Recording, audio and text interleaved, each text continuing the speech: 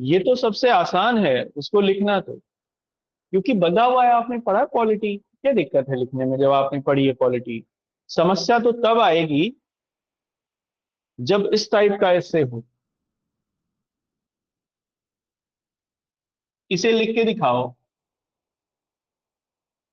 लंबे प्रयाण छोटे कदमों से ही शुरू होते हैं।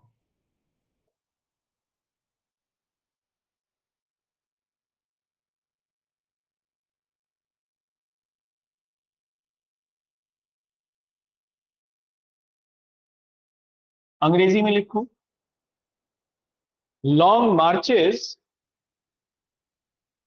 Long marches started with small steps. Long marches started with small steps. अब बताओ इसमें क्या आ रहा है समझ में। अंग्रेजी में बता दिया मैंने, हिंदी में भी।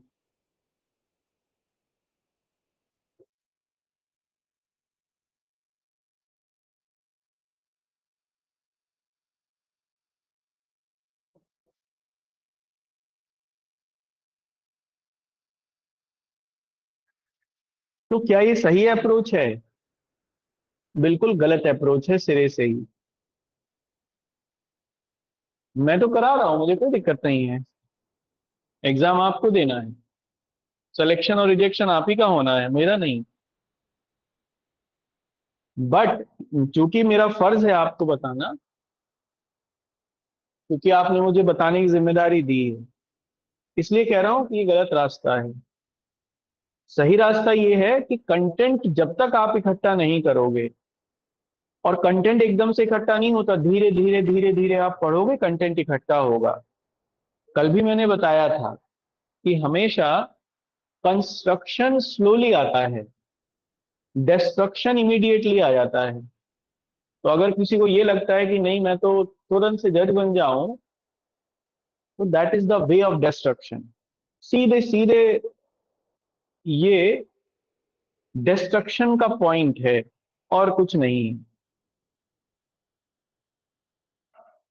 तो इसलिए मैं आप लोगों से ये फिर से कहना चाहूंगा, जो लोग भी सीरियसली करना चाहते हैं वो कंटेंट पर जरूर अपना काम करें। अगर कंटेंट पर काम नहीं किया है तो ऐसे लिखा नहीं जाएगा। जैसे और चलो एक दो ऐसे की बात करते हैं। ये कुछ आया समझ में ये ऐसे? सर मुझे तो नहीं आया। किसी को आया हो, एक भी बताओ। सर मुझे भी नहीं आया।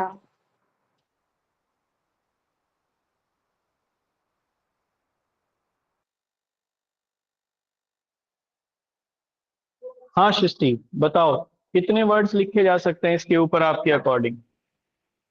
Sir I think 200 to 300 something. बताओ लंबे प्रयाण क्या होते हैं? Sir what are. पहले तो इसमें एक कोट से मतलब स्टार्ट कर सकते हैं ना। हिंदी में एक कोट होती है, लाइक बूंद बूंद से सागर बनता है। तो छोटे छोटे अगर हम स्टेप्स लेंगे पहले, तभी हम किसी करेक्ट। बड़े गोल की तरफ जा सकते हैं। छोड़ो वो, तुम पढ़ा पढ़ाया बता रही हो, मुझे ये बताओ लंबे प्रयाण क्या होते हैं?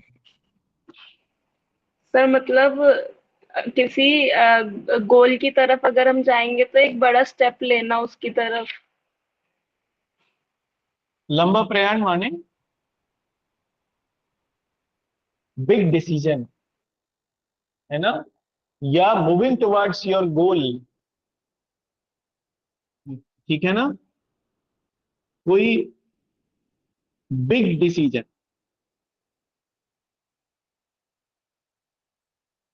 या इसे आप अपना ऑब्जेक्टिव ऑफ लाइफ भी कह सकते हैं।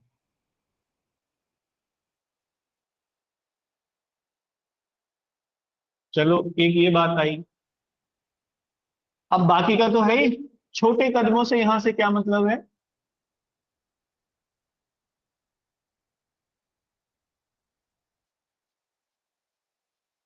छोटे कदमों से मतलब है, जैसे वही सर उस आपने कहा बड़े बूंद बूंद। डिसीजन की तरफ स्मॉल स्टेप्स या एफर्ट्स लगाना। स्मॉल एफर्ट्स का यूज करना, और स्मॉल एफर्ट्स भी कंटिन्यूअस स्मॉल एफर्ट्स का यूज करना। हालांकि कंटिन्यूअस मैं इसमें जोड़ नहीं रहा क्योंकि इसका मतलब यही है।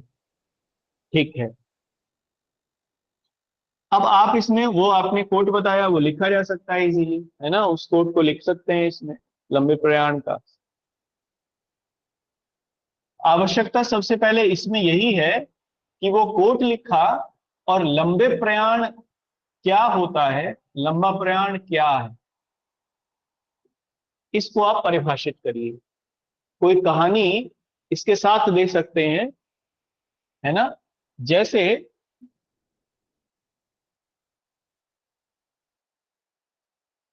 एडिसन का, है ना, एडिसन की कहानी, कि वो एक बहुत बड़ा इन्वेंशनिस्ट हुआ, एक बहुत बड़े वैज्ञानिक हुए, लेकिन उन्होंने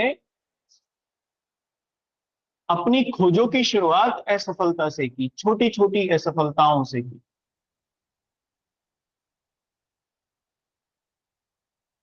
है ना। एक ये उनकी कहानी दे सकते हैं, इसमें लिख सकते हैं। और कोई उदाहरण है लंबे प्रयाणों का, जहां किसी देश ने छोटे छोटे स्टेप लेके अपने आप को स्टैब्लिश किया हो, अपने आप को स्थापित किया हो, ऐसा कोई एग्जाम्पल? सर हिस्टोरिकल पर्सपेक्टिव लिख सकते हैं, लाइक इंडियन बिल्कुल लिख नेशनल सकते हैं, मूवमेंट भी तो स्मॉल एफर्ट से स्टार्ट हुआ था। बिल्कुल लिख सकते हैं। इंडियन नेशनल मूवमेंट का इसमें उदाहरण दे सकते हैं कि सबसे शुरुआत में जो मांगे थी नेशनलिज्म को स्प्रेड करने की, वो बहुत स्मॉल थी। ठीक है ना, उसके बाद वो धीरे धीरे बढ़ती चली गई, और जिसका वजह से लास्ट में रहा हमें आजादी मिली। इसको भी बिल्कुल लिखा जा सकता है, करेक्ट। तो लंबे प्रयाण, है ना। अब इसमें आप एक और उदाहरण दे सकते हैं, होंडा का, तुशीरो होंडा, जिन्होंने अपनी कंपनी स्टैब्लिश की एक छोटे से, मतलब बड़े स्ट्रगल के बाद, लेकिन एक छोटे से कमरे से उन्होंने अपनी कंपनी को स्टैब्लिश किया और एक पूरा होंडा एम्पायर खड़ा किया। तो ये वो एग्जाम्पल हैं जो इस कोट को सेटिस्फाई कर सकते हैं, है ना। अब इसमें इसके विपक्ष में भी कोई बहस हो सकती है ना। पक्ष में हुआ, इसके विपक्ष में क्या ऐसे कुछ उदाहरण हैं इतिहास में जहां लोगों ने अचानक से बहुत बड़ा कुछ प्राप्त कर लिया हो? क्या ऐसे उदाहरण हैं? बताओ। दुर्योधन का उदाहरण है, नहीं है? जिसने अपनी दुर्बुद्धि से एक बहुत बड़ा साम्राज्य प्राप्त किया, लेकिन आप लिखेंगे कि हाँ ऐसा है, उदाहरण है, लेकिन विनाशकारी है, अंततः डिस्ट्रक्शन की तरफ जाता है। एक ये इसमें उदाहरण दिया जा सकता है ना। फिर इसमें आप निष्कर्ष के ऊपर आ जाइए, कंक्लूजन लिख लीजिए, मेन बॉडी का आंसर होगा। ये एब्स्ट्रैक्ट टाइप का ऐसे होता है, इसको इसी तरीके से लिख सकते हैं।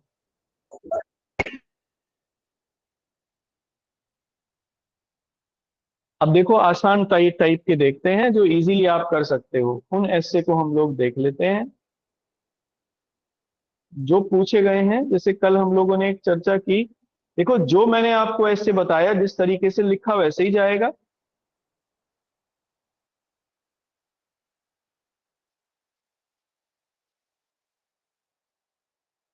कोई ऐसे ढूंढ के बताओ, लिखा वैसे ही जाएगा। मैं केवल आपको लिखना और कंटेंट के ऊपर काम करना बता देता हूं।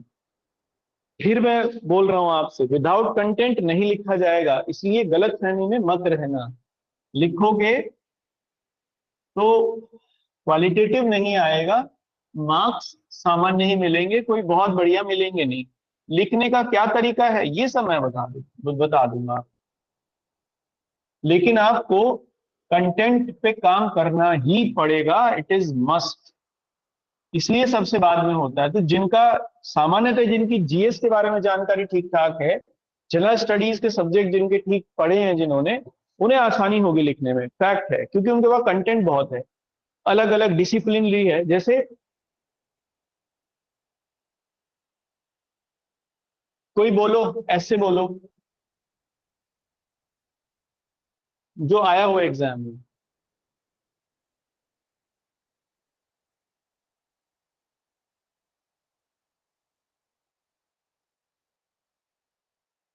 मुश्किल से बताना।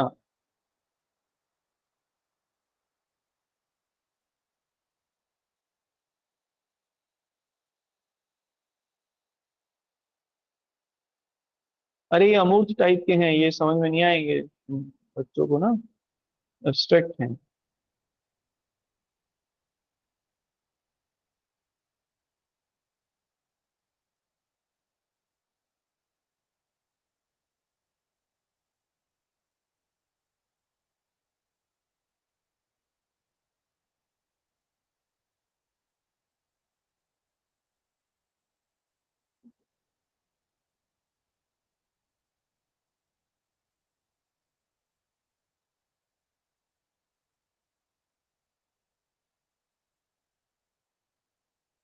जैसे लीगल का ही लेते हैं एक ऐसे,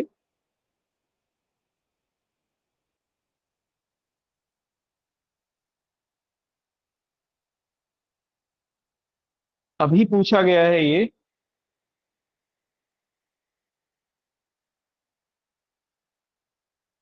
need for electoral reforms in India. बड़ा आसान है, need for electoral reforms in India. अंग्रेजी में आप लिख लीजिए, भारत में, भारत में चुनाव सुधारों की आवश्यकता, भारत में चुनाव सुधारों की आवश्यकता। ठीक है,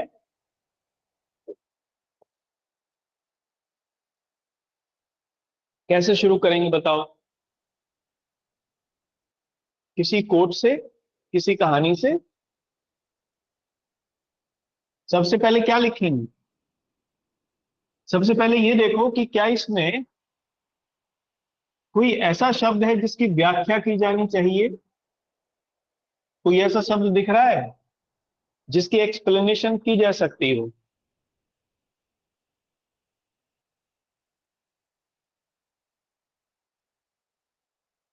अरे कोशिश करो, कुछ खुद कोशिश नहीं करोगे तो सर कैसे? इलेक्टोरल रिफॉर्म्स क्या होते हैं, ये लिख सकते हैं। इलेक्टोरल रिफॉर्म्स क्या होते हैं, ये क्या होते हैं?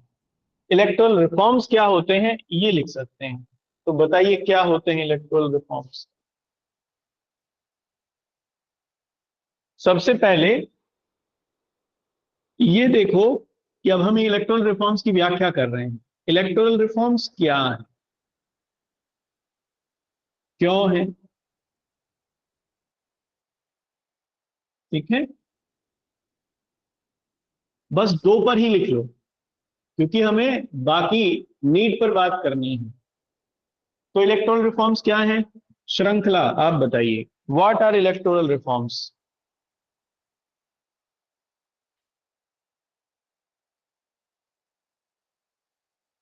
चुनाव सुधार क्या होता है?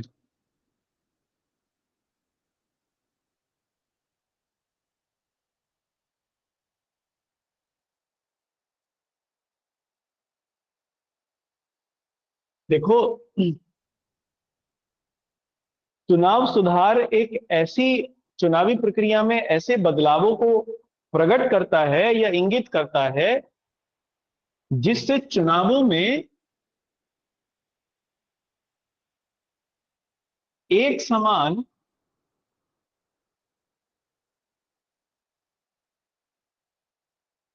एक समान चुनावी आधार तैयार किया जा सके, या जिसे अंग्रेजी में कहते हैं uniform level playing field. Uniform level playing field बनाया जा सके, जिससे सब पार्टियां बराबरी के लेवल पर चुनाव लड़ सकें, है ना। इससे क्या होगा, तो ये तो क्या हो गया, क्यों है, इससे होगा क्या, इससे देश में लोकतांत्रिक प्रक्रिया मजबूत होगी। जब सभी राजनीतिक दलों को एक जैसा आधार प्राप्त होगा चुनाव लड़ने के लिए, एक जैसा लेवल प्लेइंग फील्ड मिलेगा, जैसे एक समान धन मिले, एक समान सरकारी सहयोग मिले, है ना, एक समान मीडिया का सहयोग मिले लोगों तक अपनी बात पहुंचाने के लिए, तो that is level playing field of electoral process या इन इलेक्टोरल प्रोसेस। इससे होगा क्या, तो चुनावी लोकतंत्र मजबूत होगा, electoral democracy get strengthened in India. ठीक है, दो बातें निकल आई। अब क्यों है, ठीक है, अब देखते हैं आवश्यकता क्यों है, नीड क्यों है इलेक्टोरल रिफॉर्म्स इंडिया में। इसके लिए आप क्या कर सकते हैं, इलेक्टोरल बॉन्ड वाला मामला हाल फिलहाल में जो सुप्रीम कोर्ट ने सामने रखा, उसको देखा जा सकता है कि सरकार ने जो चुनावी चंदा मिला उसको लेकर कई तरीके की जानकारियां छुपाई, एक पर्टिकुलर पार्टी को कुल मिलाकर टोटल इलेक्टोरल बॉन्ड्स का 90% चंदा मिल गया और बाकी सभी पार्टियों को 10%।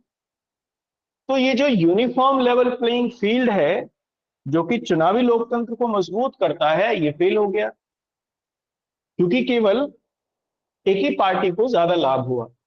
इसलिए आप नीड इसलिए है, तो आप अब क्या कर सकते हैं, एक कोर्ट के साथ या इलेक्टोरल बॉन्ड वाली जो कॉन्सेप्ट है इसके साथ भूमिका की शुरुआत कर सकते हैं, लेकिन आगे करेंगे इसकी शुरुआत जब भूमिका लिखेंगे।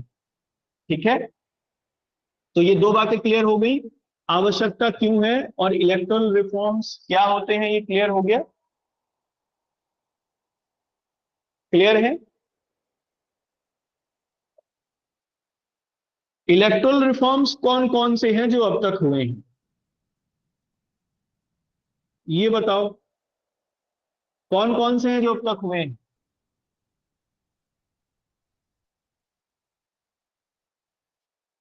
मॉडल कोड ऑफ कंडक्ट एक इलेक्टोरल रिफॉर्म है, नहीं। चुनाव आदर्श संहिता, चुनाव आचार आदर्श संहिता एक इलेक्टोरल रिफॉर्म है, नहीं है।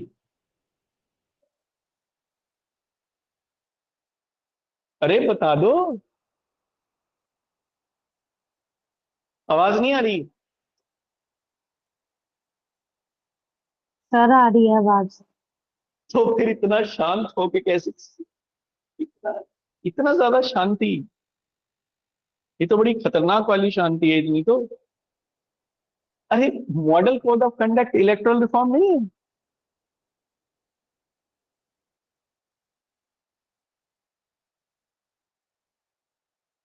अरे इलेक्टोरल रिफॉर्म है एक, जिसमें सरकार को सरकार को चाहे केंद्र सरकार हो चाहे राज्य सरकारें हो, उनको किसी भी प्रकार की जो सरकारी मशीनरी है उसका लाभ लेने से रोका जाता है चुनावों में। ठीक है, ये एक इलेक्टोरल रिफॉर्म है। दूसरा इलेक्टोरल रिफॉर्म क्या था,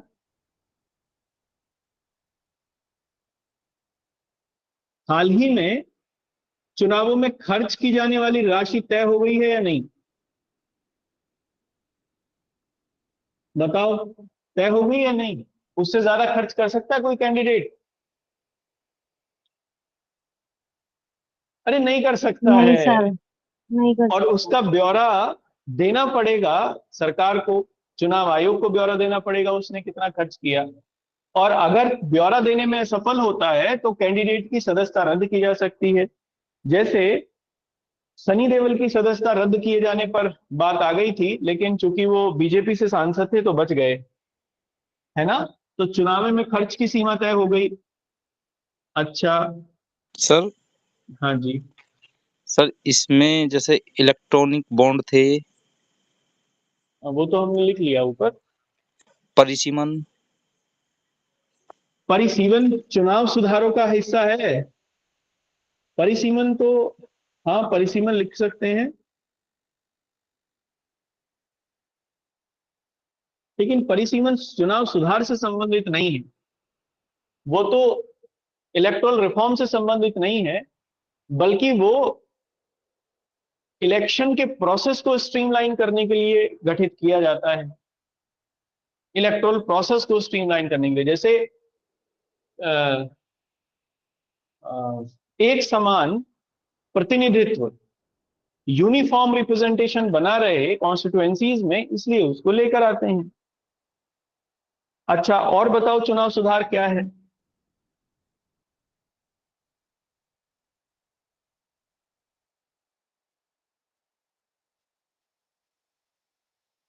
क्या आपराधिक प्रवृत्ति के जो लोग हैं, जिन पर आपराधिक मामले हैं, वो चुनाव लड़ सकते हैं?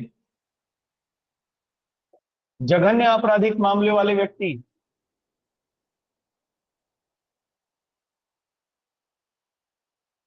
बताओ, नहीं लड़ सकते हैं। ऐसे लोग जिनको एक लेवल से ज्यादा सजा हो सकती है, या कॉग्निजेबल ऑफेंस जिनके नाम से है, वो चुनाव लड़ने से रोका जा सकता है। That is also electoral reform, जिससे आपराधिक प्रवृत्ति के लोग चुन कर ना आ सके। अब तक ये इलेक्टोरल रिफॉर्म्स हुए हैं, है ना? अच्छा, कुछ ऐसे इलेक्टोरल रिफॉर्म्स हैं जिनको आपको होना चाहिए। इलेक्टोरल रिफॉर्म्स ये हुए हैं, इलेक्टोरल रिफॉर्म्स इन इंडिया। अच्छा, अब ये बताओ, इलेक्टोरल रिफॉर्म्स की कॉन्स्टिट्यूशन में कहीं जिक्र मिलता है, संविधान में?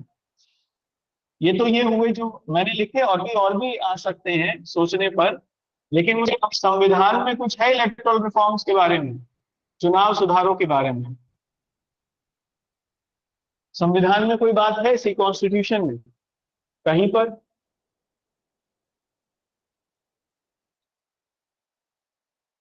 325 क्या कहता है? फ्री एंड फेयर इलेक्शन की बात करता है, नहीं?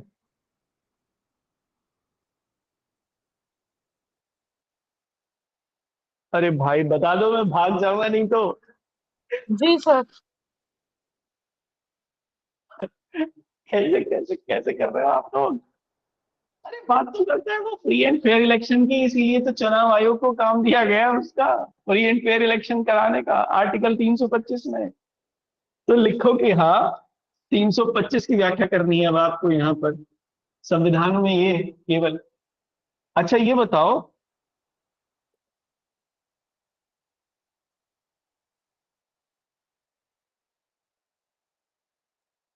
कौन सी अनुसूची है वो जिसमें चुनाव सुधारों का जिक्र है, इलेक्टोरल रिफॉर्म्स का जिक्र है? 10th शेड्यूल है या 9th है? मैंने ऐसा 10th शेड्यूल है। तो आप इसमें 325 और 10th शेड्यूल लिखिए, ठीक है? अच्छा, ये जो ऊपर के इलेक्टोरल रिफॉर्म्स हैं, इनको लागू किया है चुनाव आयोग ने ही, ठीक है? चुनाव आयोग ही इन्हें लागू करता है, क्योंकि चुनाव आयोग के पास ही आर्टिकल 325 के अंतर्गत फ्री एंड फेयर इलेक्शंस की कॉन्सेप्ट है। ये तो इलेक्टोरल रिफॉर्म्स हुए कि इंडिया में क्या है। मुझे बताओ कि क्या अभी तक 400 वर्ड हो गए होंगे? नहीं, 400 तक पहुंच गए होंगे? नहीं, इससे ज्यादा ही पहुंच गए होंगे। अब आपको इसे और भी बढ़ाया जा सकता है, लेकिन बढ़ाने का स्कोप इसमें सीमित है। जैसे इन्होंने लिख दिया इन इंडिया, तो अभी केवल भारत की बात करेंगे, ठीक है। अच्छा, इलेक्टोरल रिफॉर्म्स इलेक्शन पंचायतों में भी होते हैं, ठीक है ना। हाल ही में मध्य प्रदेश में पंचायतों में विशेष तौर पर राइट टू रिकॉल की कॉन्सेप्ट को लागू किया गया है कि अगर प्रधान गांव के लोगों के अनुरूप कार्य नहीं करता है तो उसे वापस बुलाया जा सकता है ना। तो एक ये मध्य प्रदेश का जिक्र कर देंगे, मध्य प्रदेश में पंचायत चुनाव सुधार। क्या ये भी इलेक्टोरल रिफॉर्म्स में आएगा, नहीं आएगा,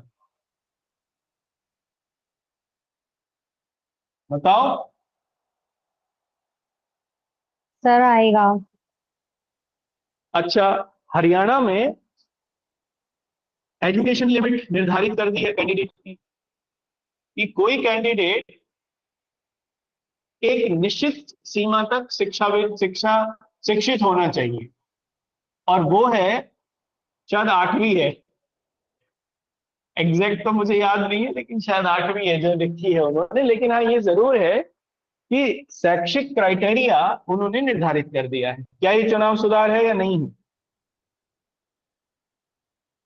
अच्छा, एक और बात बताओ, भारत में चुनाव आयोग ने बोगस कैंडिडेट्स को रोकने के लिए कुछ किया है या नहीं? जो बोगस कैंडिडेट्स पर्चा भरते हैं उनको रोकने के लिए कुछ सुधार किए हैं या नहीं किए? किए हैं। क्या किया है उसके लिए? तो एक तो फीस बढ़ा दी है, जो जमानत राशि होती है वो बढ़ा दी है। एक जो सपोर्ट करने वाले कैंडिडेट हैं, जो पर्चे पर साइन करते हैं, उनकी संख्या बढ़ा दी है, शायद 50 कर दी है लोकसभा के लिए, या शायद 100 कर दी है, एग्जैक्ट मुझे याद नहीं है इस समय, लेकिन उनकी संख्या भी बढ़ाई गई है, जिससे प्रॉक्सी कैंडिडेट्स कम खड़े हो सकें। क्योंकि अगर ज्यादा पैसा देना पड़ेगा तो चुनाव के बाद वो समाप्त हो ही जाना है, जमानत राशि ज्यादा है, जब्त हो जाएगी वो। तो इसलिए बोगस जो लोग हैं या ऐसे ही जो लोग खड़े हो जाते हैं अपने नाम के लिए, उनमें उनमें उनके ऊपर अंकुश लगाया जा सकता है। तो क्या ये चुनाव सुधार है या नहीं है, बताओ। है, इसको भी लिख सकते हैं, बोगस कैंडिडेट्स के खड़े करने पर रोक लगाई है। अब जो एजुकेशन है जी। सर वो हरियाणा में क्लास 10 तक है। अच्छा, क्लास 10th है, मुझे यस याद सर, नहीं। एंड विमेन्स के लिए जो है वो क्लास 8 तक है। अच्छा ठीक है, फिर तो मुझे भी ठीक याद था, 10वीं और 8वीं, ठीक है। लेकिन बात इससे 10वीं 8वीं से नहीं है, बात यह है कि अब ट्रेंड ये सेट होता है कि अब निष्कर्ष पे आपको जाना है, कंक्लूजन पे। तो अब ये आपके ऊपर निर्भर है, क्या आप चाहोगे कि राइट टू रिकॉल, जैसा कि मध्य प्रदेश में पंचायत चुनावों में सुधार किया गया, प्रत्यावर्तन का अधिकार यानी वापस बुलाने का अधिकार, क्या आप चाहोगे कि वो लोकसभा में और राज्य की विधानसभाओं में भी होना चाहिए, एमएलए और एमपी के इलेक्शंस में भी होना चाहिए? क्योंकि ये तो हमने लिख दिया कि क्या है इलेक्टोरल रिफॉर्म्स, अब तक क्या क्या हुई, आगे क्या होने चाहिए, है ना। निष्कर्ष में आप लिखना चाहोगे इसे कंक्लूजन में या नहीं?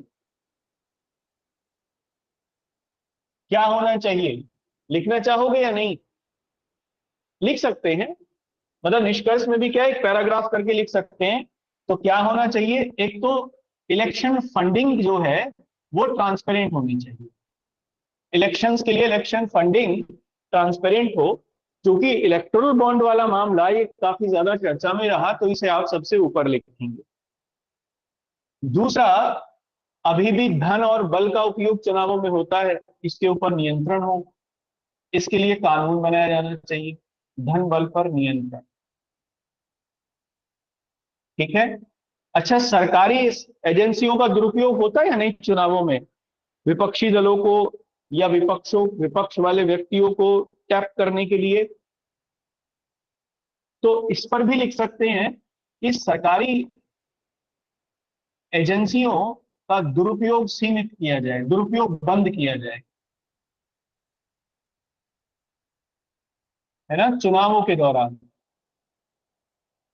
ठीक है, खर्च की ऊपरी सीमा निर्धारित हो गई है, शायद 50 लाख है लोकसभा के लिए और 25 लाख है शायद विधानसभा के लिए, एग्जैक्ट मुझे याद नहीं है, लेकिन इतना ही कुछ है।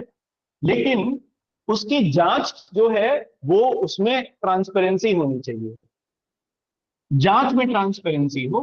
ठीक है, तो चुनावी खर्च की जांच में ट्रांसपेरेंसी हो, चुनावी खर्च की जांच में ट्रांसपेरेंसी। निष्कर्ष में लिख सकते हैं, मतलब ये आप लिख सकते हैं एक पैराग्राफ में। और निष्कर्ष जब देना हो फिर इसका, तो आप सकारात्मक निष्कर्ष से शुरुआत कर सकते हैं।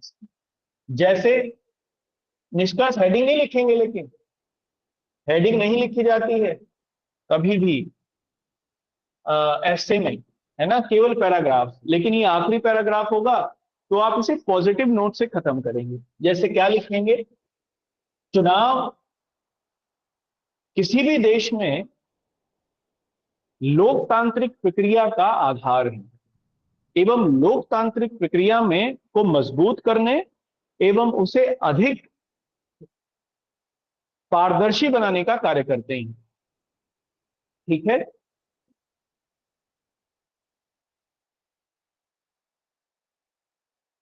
चुनाव आयोग का भी इसमें जिक्र कर सकते हैं। जैसे एक पॉइंट यही है कि भारत का जो आम चुनाव है वो दुनिया का सबसे बड़ा चुनाव है, तो आप लिख सकते हैं इसमें, क्योंकि भारतीय लोकतंत्र दुनिया का सबसे बड़ा लोकतंत्र है, इसलिए भारतीय चुनाव व्यवस्था दुनिया की सबसे विस्तृत चुनाव व्यवस्था है, जिसमें पर्याप्त मात्रा में चुनाव सुधार करके लोकतंत्र को मजबूत किया गया है। परंतु अभी भी कुछ सुधार किए जाने आवश्यक हैं,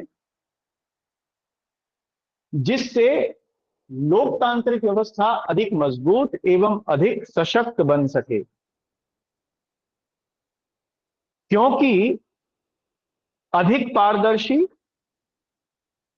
एवं अधिक समामेलन, अधिक लोगों के पार्टी। अच्छा हाँ, एक और देखो, मुझे याद आया चुनाव सुधारों पर ही। क्या आपने अभी अखबारों में पढ़ा कि जो इलेक्टोरल रोल्स थे उनमें से लोगों के नाम गायब थे, इलेक्टोरल रोल्स में से नाम लोगों के मिसिंग थे।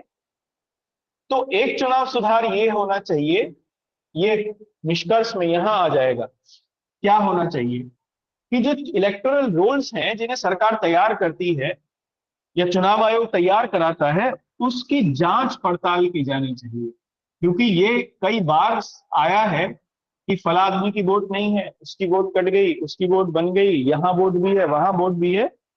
तो इलेक्टोरल रोल्स की जांच पड़ताल की जानी चाहिए। खुशी सही कह रहा हूं या नहीं, बताओ। Yes sir. आपके पापा जिक्र करते होंगे इन बातों का कि उसकी वोट यस। कट गई। ठीक, ये होना चाहिए, है ना।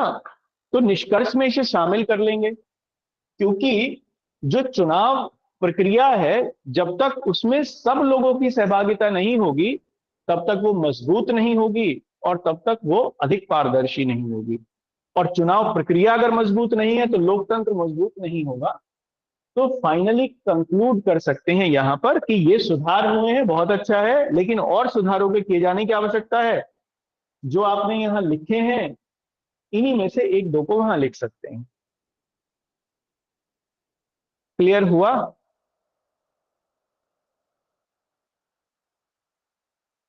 बताओ।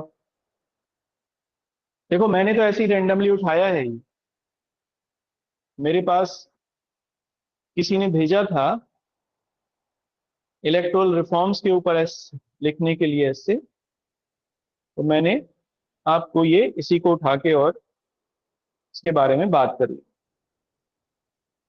और बताओ, किसी के बारे में बात करनी हो तो। क्या समझ में आया कैसे लिखा जाएगा? कुछ क्लैरिटी बनी ऐसे के ऊपर? मिटा दूं? 500 से ज्यादा हो गए, नहीं हो गए वर्ड बताओ? आराम से लिखे जा सकते हैं 500 टू मोर देन 500, बड़े आराम से। देखो आपको यही करना है। आपने क्या किया, ये खाका खींच लिया, रफ पे ये आपने कर लिया।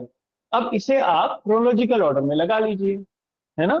जैसे सबसे पहले भूमिका में ही, तो भूमिका में क्या कर सकते हैं, इलेक्ट्रोल रिफॉर्म्स को, ये क्या होते हैं इन्हें बता दीजिए, है ना, इलेक्ट्रोल रिफॉर्म्स क्या होते हैं।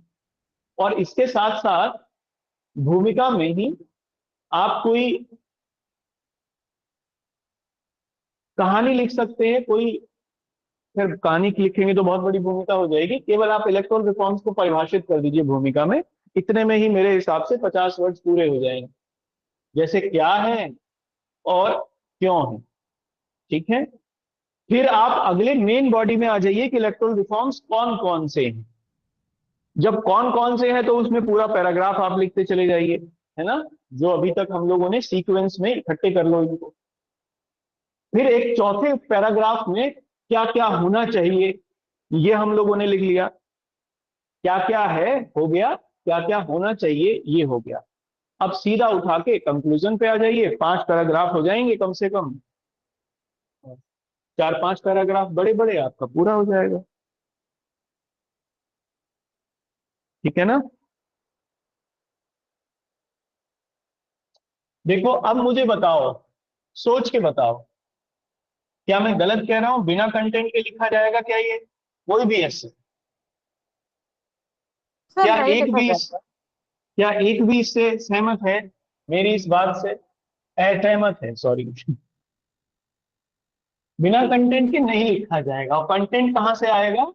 कंटेंट आएगा पढ़ने से। कोई ये कहता हो मैं बिना पढ़े तीर मार दूंगा, बिल्कुल नहीं होगा, बेवकूफी है ये, अपने आप को धोखा देना है जस्ट, और कुछ नहीं है। It is just failure. पता है मेरे साथ हुआ ये, मैं इसलिए बोल रहा हूँ भाई आपको बार बार। मैंने जब पहली बार मेंस लिखा था, कुछ लिख के नहीं गया था, कोई प्रैक्टिस नहीं की थी, ऐसे की कोई प्रैक्टिस नहीं थी। इवन ऐसे की तो छोड़ो, मेंस आंसर राइटिंग की कोई प्रैक्टिस नहीं थी, क्योंकि मैं इसी उसमें था कि लिख दूंगा मैं। और उसका रीजन ये था, पढ़ने के लिए मेरे पास बहुत कुछ था, सिलेबस मेरा पूरा हुआ नहीं था।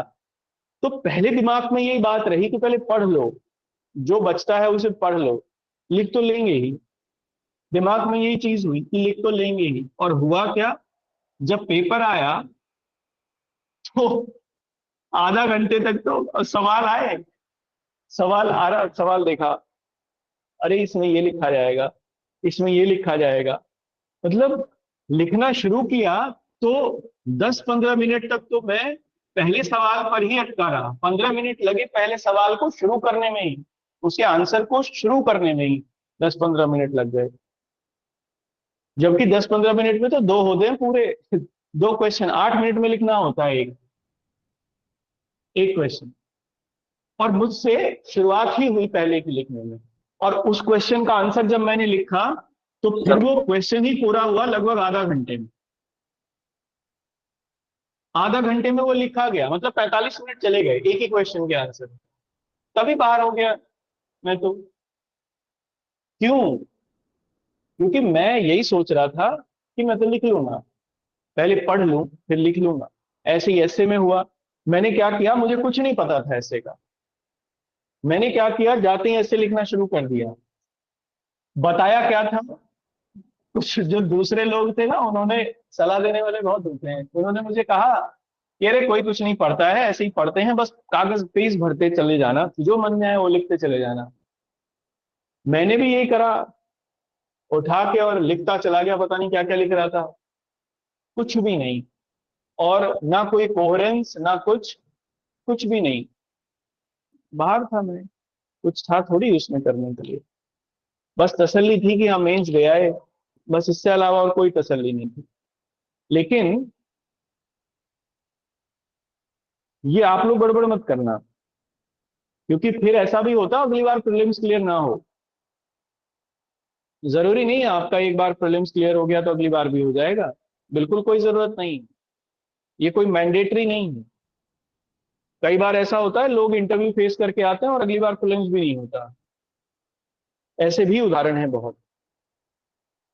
तो इसलिए सही तरीके से, सही माइंडसेट से, सही वे में, अदरवाइज तो कुछ नहीं। ढाक के तीन पात, इसके अलावा और कुछ नहीं, वेस्टेज ऑफ टाइम। और देखते हैं चलो, या आप बताओ। देखो मुझे तो भेजे हुए हैं किसी ने ऐसे, मैं तो उन्हीं के ऊपर चर्चा करूंगा क्योंकि ये सारे लॉ में आए हैं, आपके जुडिशरी में पूछे गए हैं ये सब ऐसे।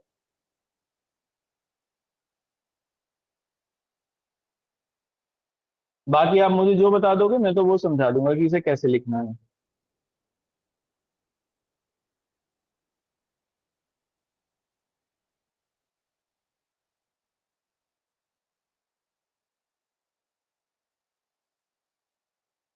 जैसे एक ऐसे है, अब ये आप बताओगे मुझे,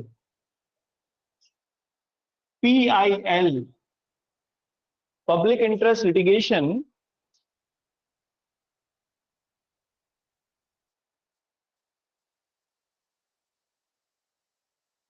a blessing for the disadvantageous, a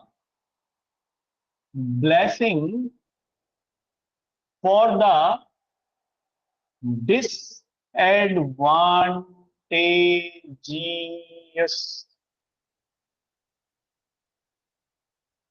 अब बताओ इसे कैसे लिखेंगे। तो सबसे पहला तरीका वही कि क्या इसमें कोई ऐसा शब्द आपको दिख रहा है जो जिसकी व्याख्या की जा सकती हो। बताओ क्या है ऐसा शब्द। सर पब्लिक इंटरेस्ट लिटिगेशन क्या होता है? बिल्कुल, है ना। और डिसएडवांटेजियस कौन होते हैं, क्या इसको भी परिभाषित नहीं किया जाना चाहिए।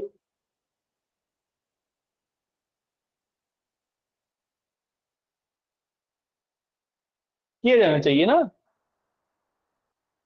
दो शब्द हैं जो इसमें परिभाषा की मांग करते हैं, या जो चाहते हैं कि इसे आप एग्जामिनर के सामने ओपन करके लिखो। एक पब्लिक इंटरेस्ट लिटिगेशन, ये क्या होती है, और एक डिसएडवांटेजियस पीपल कौन है ना। क्योंकि फाइनली उन्हीं के लिए तो ब्लेसिंग है ये एग्जाम जो कहा गया है ना। A blessing for the disadvantageous क्या होती है, जनहित याचिका।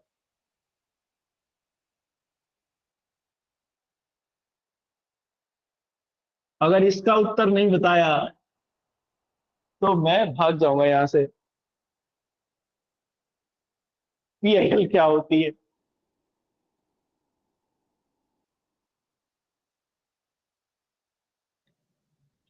सर PN भगवती के द्वारा शुरुआत की गई थी PLI की सर। मैं तो ये कह रहा हूं कृष्ण स्वामी अय्यर साहब के द्वारा शुरुआत की गई थी। क्या मैं गलत हूं। जस्टिस कृष्ण स्वामी अय्यर। ये तो मैं पूछ ही नहीं रहा, मैं पूछो ये होती क्या है। भाई क्या ही तो पहले करेंगे ना, देखो उसमें मैंने लिखवाया है आपको। सबसे पहले क्या लगाइए, क्या है, क्यों है, कैसे है। सोशल जस्टिस से संबंधित अधिकार होते हैं सर, जिनको उठाया जाता है समाचार द्वारा या प्रार्थना पत्र द्वारा, या तो स्वयं भी हो जाते हैं सर ये।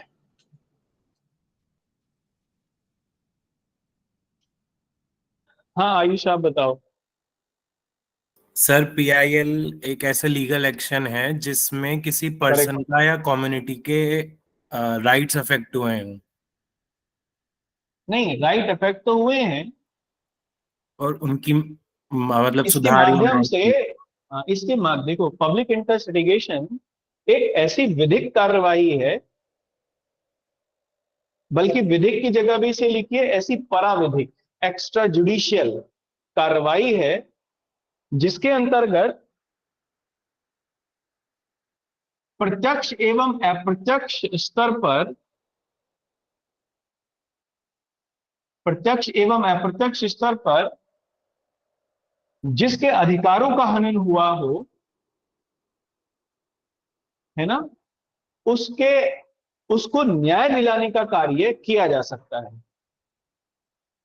एक्स्ट्रा जुडिशियल या पराविधिक इसलिए क्योंकि लीगल एक्शन के अंतर्गत केवल वही व्यक्ति न्यायालय जा सकता है जिसके अधिकार, जिसके अधिकारों का, किसी प्रकार के अधिकारों का जिसका हनन हुआ हो, यही है। लेकिन पीआईएल में कोई भी व्यक्ति जा सकता है, उस व्यक्ति के बिहाफ पर भी कोई अन्य व्यक्ति जा सकता है। तो पब्लिक इंटरेस्ट लिटिगेशन आम जनता के हितों के लिए एक ऐसी न्यायिक संकल्पना है, बल्कि परान्यायिक संकल्पना है, जो कि आम जनता को वृहद स्तर पर न्याय दिलाने का काम करती है एवं उनके अधिकारों के संरक्षण का कार्य करती है। क्लियर है ये बात? क्या यही पीआईएल है? सर इसमें हम आर्टिकल 32 और 226 दिखा सकते हैं? अभी नहीं। ये कहां से आई अभी तो ये देखेंगे ना, जब कहां से। देखो ये सीक्वेंस आप समझो इसको, अगर इस सीक्वेंस के हिसाब से नहीं लिखोगे ना तो सब हौच पौच होता रहेगा। सबसे पहले क्या है हमें ये बताना है, फिर क्यों है ये बताना है, फिर कैसे है ना, फिर कब से है, फिर लिखो कौन कौन है, फिर लिखो इसका परिणाम क्या है, और फिर लिखो इसका प्रभाव क्या है, और फिर इसका निष्कर्ष लिख दो। जब आप इतनी चीजों को लिख रहे हो तब आपको ध्यान में रखना है कि ये पूरी कॉन्सेप्ट डिसएडवांटेजियस के लिए होनी चाहिए। इसलिए आप जब भी उदाहरण दें तो ऐसे लोगों का उदाहरण दें जो डिसएडवांटेजियस हैं, यानी समाज के वंचित वर्ग से आते हैं। क्लियर है? अब इन बिंदु मैंने आपको निकाल दिए, इन बिंदुओं पर लिखते चले जाओ कि पीआईएल क्या है, क्यों है, कैसे है, कब से है, कौन कौन से लोग इससे संबंधित थे, है ना। तो आप फिर इसमें पीएन भगवती जो कि चीफ जस्टिस थे उस समय, लेकिन कृष्ण स्वामी अय्यर साहेब ने ही इसे लागू किया। सबसे पहला मामला बिहार की भागलपुर जेल में बंद कैदियों का था, उस मामले को आप इसमें जरूर मेंशन करेंगे, है ना, जिसमें इंडियन एक्सप्रेस के एक अखबार का एक लेख छपा था, उसी के आधार पर कृष्ण स्वामी अय्यर साहब ने इसे दिया। अब अगर आपको पीएन भगवती का इसको लेकर कोट याद है तो आप जरूर लिखिए, शुरुआत फिर उसी से करिए, पीएन भगवती के कोट से भूमिका में, है ना, या उनका कोई स्टेटमेंट याद हो जो आपने जो उन्होंने एड्रेस किया हो, या कृष्ण स्वामी अय्यर साहब ने या किसी और जस्टिस ने। सुप्रीम कोर्ट ने कभी भी कोई पीआईएल के बारे में कोई कोट कहा हो, कोई एड्रेस करते हुए कुछ कहा हो, तो उसको आप जरूर लिखिए। देखो इसलिए हमेशा याद रखना, ऐसे लिखते हुए आपको 10, 20, 50 कोट याद रखने पड़ेंगे रेडीमेड तैयार करके, वो मैं दे दूंगा, इसमें कोई दिक्कत नहीं है। कुछ उदाहरण स्टेटमेंट्स जैसे कुछ कविताएं, कुछ उक्तियां, ये जस्ट याद करके रखिए। जैसे कुछ जस्टिस के लेवल पे, कुछ डेमोक्रेसी से रिलेटेड, कुछ राइट से रिलेटेड, फंडामेंटल राइट से रिलेटेड कुछ कोट्स, जहां भी आ जाए उसी को दे मारो, कोई फर्क नहीं पड़ता। एग्जामिनर को बस ये ध्यान आना चाहिए कि हाँ ये लिखा है और मिलता जुलता है, मतलब एग्जैक्ट भी अगर ना हो तो कम से कम मिलता जुलता हो। मान लो मौलिक अधिकारों के ऊपर कुछ आया या यूनाइटेड ह्यूमन राइट्स के ऊपर कुछ आया लिखने के लिए, मानव अधिकारों के, तो मानवीय अधिकारों या मौलिक अधिकारों से संबंधित कोई कोट है तुरंत उससे शुरू कर दो, क्या फर्क पड़ रहा है, बिल्कुल बढ़िया माना जाएगा। इसलिए हमेशा कुछ कोट्स आपको तैयार करके रखने। समझा पाया मैं आपको? चलो यहां तक रखते हैं, फिर कल करेंगे। आप लोग पढ़ लो, ऐसे ही डिस्कस करते रहेंगे लगातार, है ना, बीच बीच में आंसर राइटिंग की प्रैक्टिस भी करते रहेंगे। और इससे क्या होगा कि आपको ट्रेंड क्लियर होता रहेगा कि कैसे लिखा जाएगा इससे। जैसे कल में और आज में आपको काफी ट्रेंड क्लियर हुआ होगा कि ऐसे की शुरुआत कैसे करें, इसको लिखे कैसे। ऐसे ही लगातार करने से होगा, प्रैक्टिस से, बिना प्रैक्टिस के कुछ नहीं आएगा, याद रखें। और फिर वही कह रहा हूं, वर्क अपॉन द कंटेंट, क्योंकि ये सबसे लास्ट में होता है एस्से का पेपर। इसी में आपकी इंटेलेक्ट की परीक्षा होती है वास्तव में, कि आपने क्या पढ़ा है। अगर आपने नहीं पढ़ा, फिर कह रहा हूं, जिनकी जीएस कमजोर है उनको ऐसे में नंबर ऐसे ही मिलेंगे, बस लिए दिए। तो एग्जामिनर के रहमो करम पर ही रहना है, बाकी कुछ है नहीं। क्योंकि आपके पास पॉइंट्स नहीं होंगे ना, कहां से निकालोगे। ऐसे तो कुछ भी आ सकता है, जैसे फीमेल फोर्टिसाइड को लेकर आ गया। अब ये तो कानून में आपने पढ़ा नहीं है ना, तो ऐसे ऐसे ऐसे ऐसे जो टॉपिक्स हैं उनके साथ न्याय करने के लिए बड़ा जरूरी है कि आपका जो इंटेलेक्ट है वो बड़ा डाइवर्सिफाई है ना, आपको बड़े डाइवर्सिफिकेशन के साथ नॉलेज हो चीजों की। तब आप थोड़े थोड़े पॉइंट्स भी इकट्ठा करेंगे तो कर ले जाएंगे। और जहां आपने 8-10 पॉइंट बढ़िया बढ़िया इकट्ठे कर लिए, 60% से ऊपर मिल गया इससे में बड़े आराम से, 60% से ऊपर चला जाता है इजीली। और जिनका 60% से ऊपर जाता है उनका सिलेक्शन हो जाता है इससे में, याद रखना। चलिए ठीक है, यहां तक करते हैं, फिर मिलते हैं। Okay, thank you.